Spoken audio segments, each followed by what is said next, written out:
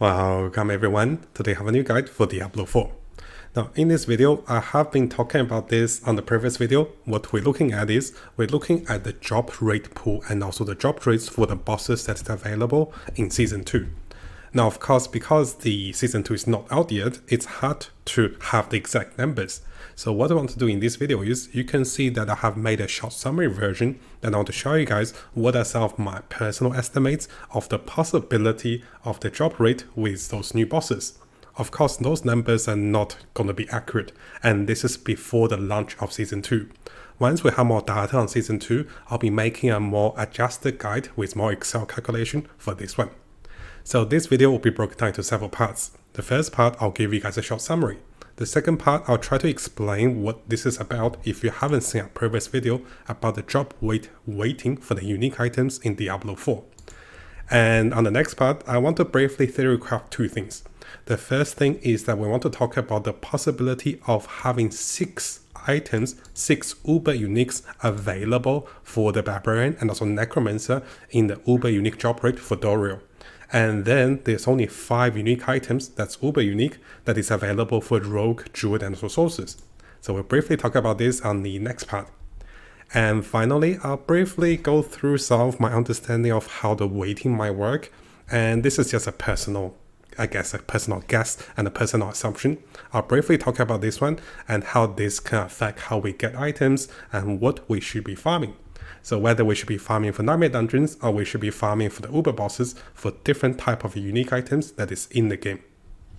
Now if you guys haven't seen my first video and a guide about this one, definitely check out the first video, which we talk about item weighting, we talk about how this works in more details. Now do bear with me guys, it is possible that I might not get everything right and likely I made some mistakes. So this is a theory crafting guide. And numbers won't be accurate 100%, but I'm trying my best to guess what's going to happen, right? So give you guys a short summary because a lot of notes was written and I prepared quite a bit after the live stream yesterday. So a short summary is that Necromancer and also Barbarians have 6 Uber unique in the drop rate table, compared to the other classes like Rogue, Druid, and also Sources with only 5 Uber unique. And this produces 2 possibilities. One is that those 2 classes, Barbarians and also Necromancer, might have an increase of 20% chance of getting more Uber items, simply because they have 1 extra Uber item in the pool. The other possibility is that their rate of Uber uniques is split among the 6 items instead of 5 items, and this is the only difference between those 2 classes. So if you want as many Uber uniques as you can, going for Rogue, going for Barbarian or Necromancer is a good idea to be farming for the Uber bosses in the endgame stage. And this will give you Doombrighter, the Grandfather, and all the generic unique that is available for the Uber unique. Now for Season 2, once our character and also our class is comfortably farming the unique bosses that's available in the game, there will be 3 types of unique items that is going to be available, 4 types. So what I mean by that is, if we come over to the Diablo 4 builder calculator over here, what you're going to notice over here, there's going to be an item drop weight, and the ultra rare unique items, the uber rare ones, are going to have a weight of 1. And some of the other ones, the rare ones, are going to have a rate of 400,000, and some other ones might have a weight of 600,000.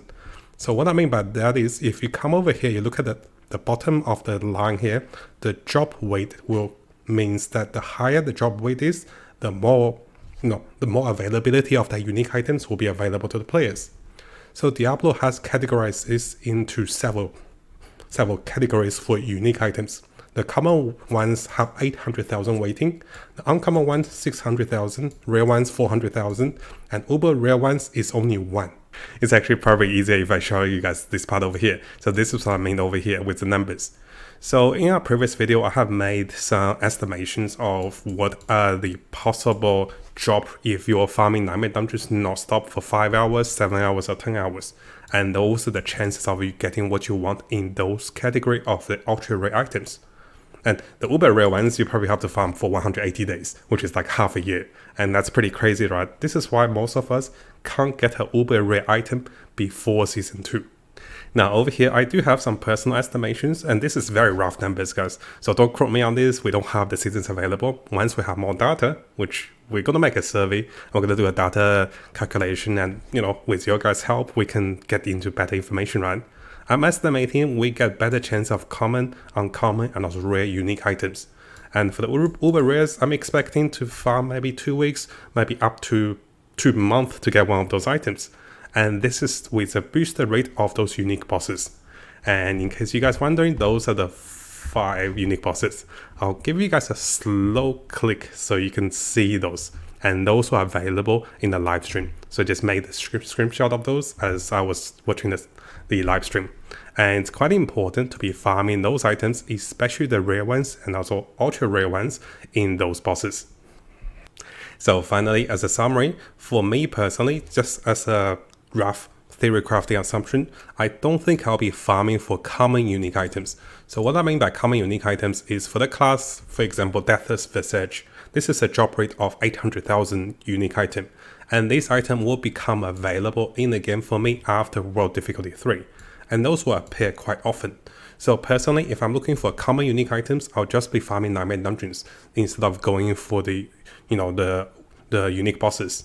But if I'm going for uncommon uniques, depends how fast I can clear the boss, then maybe I can go for one of those items that is available, that is categorized into, the 600,000 waiting. If you guys are wondering how to see your item waiting, come over here and type the name of the item. So I'll give you guys examples. Let's say if I go empty tomb. So if you type empty tomb for the Necromancer, you can see this unique boots will have a waiting of 600,000. And this will categorize this item into the uncommon uniques. And this allows us to kind of categorize what we're looking for and how to get those. So for the uncommon uniques, I'm looking at, depends on how fast I can clear the Nightmare Dungeons and how fast I clear the bosses. It's a half-half. But if I'm going for the rare and also uber rare uniques, I'll probably go for the uber bosses. And this is likely going to be the end game for me for going for Duriel. And I do think this is quite reasonable, those assumptions and those planning. And this way, once we get to the end game, there's an alternative choice of farming for Nightmare Dungeons or farming those bosses. Now, coming over to the next part. This part I have talked about in the previous video, so I won't go into too much detail of this. I'll have the links available for you guys. So just one thing I wanted to say, when I talk about farming for Nightmare Dungeons, my reference was farming a tier 32 Sarates layer for Season 1. And this is back in Season 1. For this dungeon, we can clear in about 3 to 5 minutes, and this dungeon provides usually 1 to 3 unique items after 10 rounds. And those numbers and calculations are based on those. So keep in mind, guys, those are based on those. At the moment, the other assumptions over here and also estimations, they are not based on real testing. So once the game becomes available, I'll be updating those for you guys to have a better understanding of what we can get from the bosses. Now coming over to the next part. So here I want to be theory crafting 2 things. The first thing I want to theory craft is that we mentioned earlier, you can see that for different classes, there's actually a variety of items that is available in a pool. So you notice Barbarian and also Necromancer will have 6 uber unique items that is available. Now coming back over here, so this is my theory crafting. So which class is good to pick? Do I pick Necromancer and Barbarians if I want the most unique items, the uber uniques, or do I go for Rogue, Sorceress, or Druid? Now, of course, at the moment, guys, there's a lot of things we don't know. We don't know how the booster rates will work and how much rate is boosted. So here we're just looking at 2 possible situations regardless how the rates are boosted. The first one is quite undesirable because the more unique items you have for your class and also more uber unique item you have for your class, you're actually diluting the rate of the other unique items.